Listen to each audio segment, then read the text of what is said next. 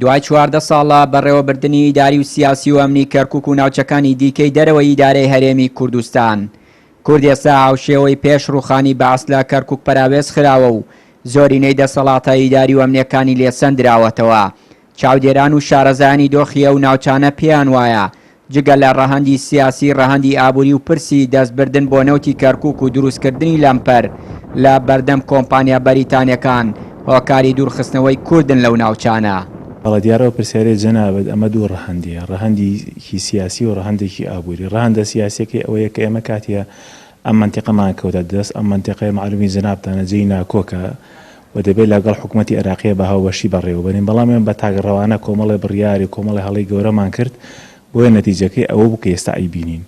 ڕەهەندە ئابووریەکەشی ئەوەیە کەوا عادەتەن ئەم منتیقەیە نەوتێکی زۆری لێوە، هەموو دنیا و جیهان سای لە نەوتی کەرکووکەوە. نەوتی کەرکووکش پێم وایە باشترین نەوتەکە لە جیهانە ئەمڕۆ هەبێت.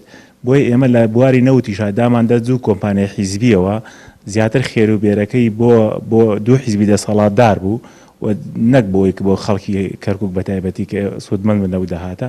بۆیە ڕەهەندە ئابووریەکەش ئێمە شکستمان هێناتیە. ئاوکات سەرۆکی نووسینگەی کەرکووکی پەرلەمانی کوردستان جگە لە کێشە سیاسی و ئابووریەکان سەبارەت بە کەرکووک، ناتەبایی نێوخۆی کورد و ململانی حزبەکان بە هۆکارێکی دیکە دەزانێت بۆ دروستکردنیەوە دۆخە ناسەقامگیرەی ئێستا لە کەرکووک. ڕۆژنامەنووسێکیش پێی وایە کورد نەیتوانی لەو یاریە ئابووریە براوە بێت کە لە ناوچەکە هەنگاوی بۆ ناو وڵاتانی خاوەن بڕیاری ئابووری عێراقیان تیادانی گەران کرد. ئەلبەت ئەوە چەند ڕەهەندێکی هەیە بە دیدی من. ڕەهەندەکان ئەکرێت لە چەند خاڵێکە کورت و پوختیان بکەینەوە. ڕەهەندی نێودەوڵەتی هەیە، لە ڕووی سیاسیەوە کاریگەری گەورەی هەیە، لە ڕووی ئابووریەوە کاریگەری گەورەی هەیە و بەشێکشی ناتوانین بیشارینەوە ناکۆچی و ناتەبایی هێزە کوردەکان بۆ کە نەیانتوانێت ئیدارەیەکی باش لە کەرکووکە هەبێت و هەماهەنگی و تەنسیقێکی باش نەبووە و دەرەنجامەکەشیمان بینی کە بەهۆی ناکۆچی و گەیشتنەچی خاڵێک. هەموو ئەمانە ئەگەڕێتەوە سەر کاریگەری ئەجەندا هەرێمی و ئیقلیمی نێودەوڵەتیەکان کە هەمیشە چاوی تەماحکاریان لە سامانی سەر زەوی و ژێر زەوی و تەنانەت توانە مرۆییەکانی کەرکووکشا هەبووە.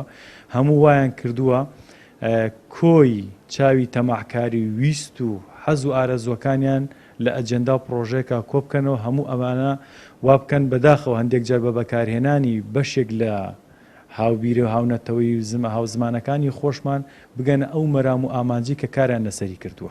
تێبینیمان کردوەکو ئەوی بینیمان ئەو سیاسەتە هەڵانەی کورد چ لەو ناوچانە و چ لە مەرکەزی قەرار کە هەولێری پایتەختە ئەو بڕیارانەی دەرەکرا بە تایبەتی ئەو پرسانەی کە ڕەهەندی ئابووریان هەبوو لە خانزازی ئەم ناوچانە نەبوو.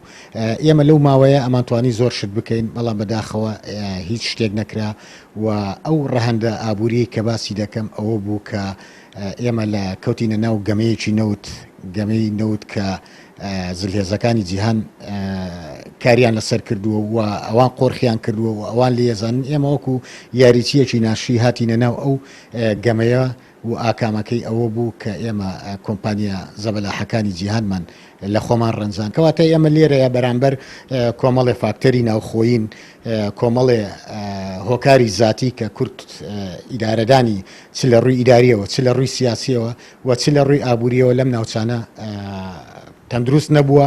کەرکووک و ناوچەکانی دەرەوەی ئیدارەی هەرێمی کوردستان جێگەی ململانەی سیاسی و ئابووری وڵاتانی ئەقلیمی و نێودەوڵەتی بووە. بۆیە کورد لە دوای ڕوخانی ڕژێمی بەعس و وەرگرتنی دەسەڵات و هاتنە پێشی دەرفەتی خۆ بەڕێوەبردن لەو ناوچانە نەیتوانی وەکو پێویست ئیدارەیەکی تەندروست بەڕێوە ببات و ئەو ناوچانەی کورد بە درێژایی مێژوو قوربانی لە پێناودادا بپارێزێ. چیانوری کەناڵی ئاسمانی پەیام، کەرکووک.